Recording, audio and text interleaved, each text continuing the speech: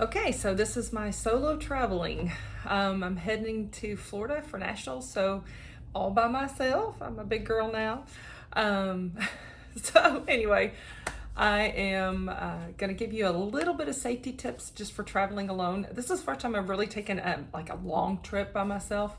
Obviously, I've done overnights in different states and things like that, but this is driving for 12 hours or something. And normally my husband's the driver. So I'm getting to do all the driving myself this time. And I know as a female when you're traveling, you want to take safety precautions and things. So before I get started, I wanted to do one, by the way, always forget I'm Destiny. And this is my forever retiring channel. But anyway, I wanted to start with something that's not security related, but just something I found that I absolutely love. So, as you all know, if you've watched the last vlog, that I had to get new glasses because they're so scratched up. I mean, my prescription hadn't changed very much, but they are so scratched up. So I got new glasses, trying to protect these as much as possible. So I found this on Amazon.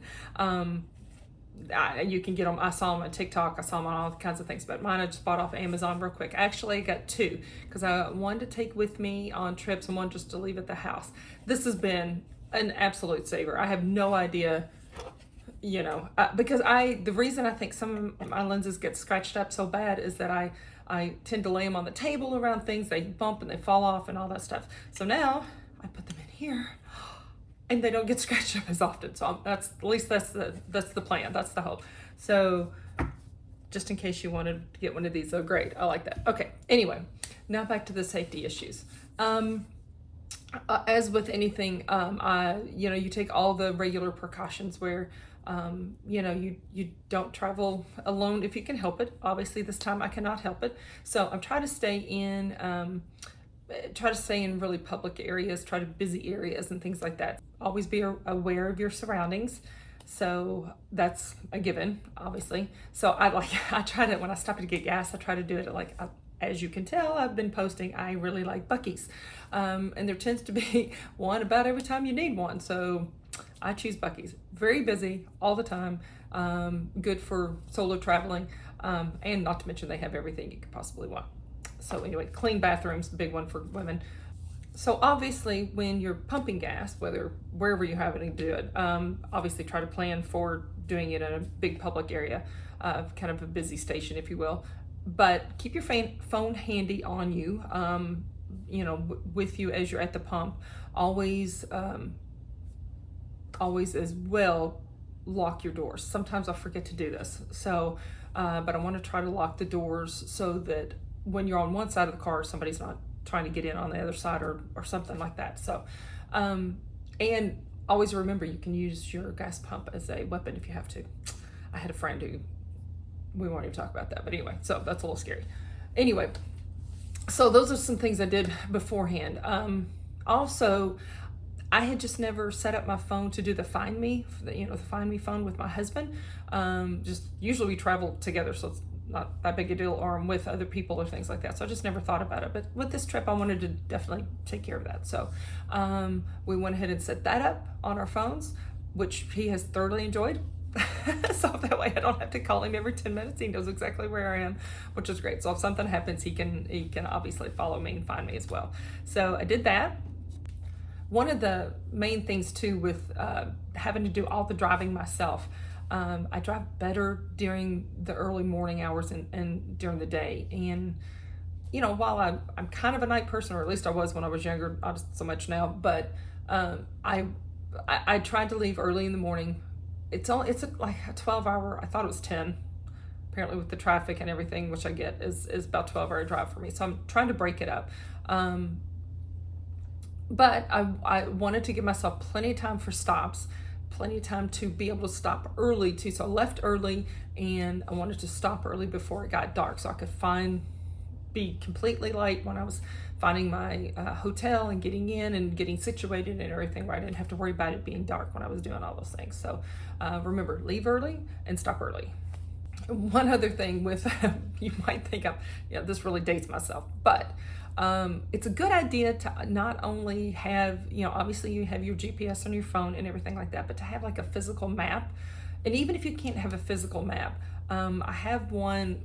We have Prime, so we were able to get the Kindle Unlimited, for like a trial thing while I was on this trip. Wanted to be able to do like audiobooks and things like that too, just to keep me occupied. But which is also another good thing. Podcast, audiobooks, all that fun stuff really makes you pass the time, really keeps you engaged. Recommend that. But anyway, back to the maps. The Kindle Unlimited, that you can get the Ray McNally map on there, and you can download it on your phone, so that way, if by chance your GPS doesn't work, but because you've got into some bad signal, or for whatever reason, you've got that downloaded on your phone, and you've actually got a map you can follow, like in the olden days, kiddos. So definitely think about something, either getting a physical map or having one being able to be downloaded on your phone where you can use it without having Wi-Fi or internet, connection. So, okay, so another thing is, and I think I've got it here with me. Normally I have a backpack purse, which I really like. It just keeps it hands-free. I feel like it's a little safer. Somebody just can't yank it off your arm. It works really great for me, and so I like the backpack purse. But when I'm doing tournaments and games, I have my coach's backpack on my back, and it's loaded heavy, so I don't really want a backpack purse. Not to mention I try to scale down a little bit, so it's not quite as heavy. So I got a sling purse, or I guess it's a crossbody bag, for that, which works great. So that's what I would recommend as well. That way, either a backpack purse or a crossbody, something like that, so it's not as easily grabbed and ripped off. That'll keep your belongings close to you and everything handy. And scaling down is not bad. It's a good idea. Needed to do it anyway.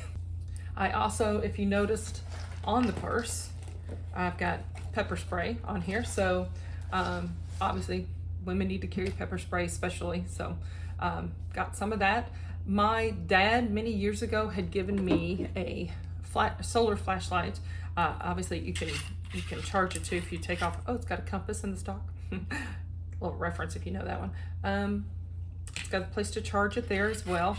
And I like this flashlight. It's got a lot of different things. It has a magnet on it as well. So like if you're needing to look at your engine or car or something, you can mount it somewhere, and it keeps it where you can see it. It also has the I don't know what you call this, but it's for breaking glass. So like the little tip, it's great. You can break a glass if you need to get into something.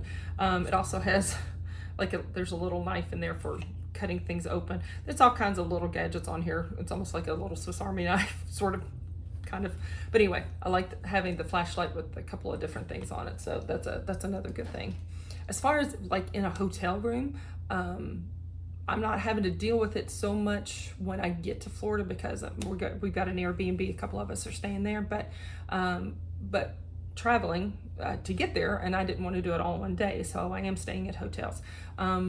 These things are fabulous, and I know you've probably seen them already. They go into your door, you put it on your door, and then it creates a little locking situation. I don't have it set up right, but anyway, creates a little locking, extra security on the door. Get you one of these. I think they're called portable lock. Amazon, right here. Another door stop, which is really nice, is if you want something that has an alarm on it, where you really would wake yourself up if somebody tried to get in. Just a little, looks like a regular door stop, has an on-off switch. It does take a 9-volt battery. You need to get one of those. But it also has a high, low, and medium for the alarm going off, because clearly if somebody's trying to get in and the alarm goes off, it's probably going to wake everybody in the hotel up. Just so you know. But if you turn it off, you can also use it for a regular door stop in case you need one of those. So that's another good thing. Amazon as well. I think I'm not sure, doorstop alarm maybe? I'm not sure what the name of it is. But anyway, that's that. I really like that a lot. I'm sure there are more. Yeah, that's what I have down. So I am sure there are more things that that I'm just not aware of, or they're good ideas to do while you're solo traveling. So leave them down in the comments and let me know. I did try to look around and look for some things, because I obviously want to be safe, and if I'm traveling by myself. And I'm an older lady as well. I mean, I'm mid-50s, so I'm not a young whippersnapper, so I need to be able to have plenty of things to help take care of me while I'm on the road by myself. So anyway, so I hope that helps, keeps you safe, and let me know if you have any other good ideas. I know this is a different video than I normally do, but I'm on the road, so I thought it would be a good idea to give you a little extra info there. So thanks for watching.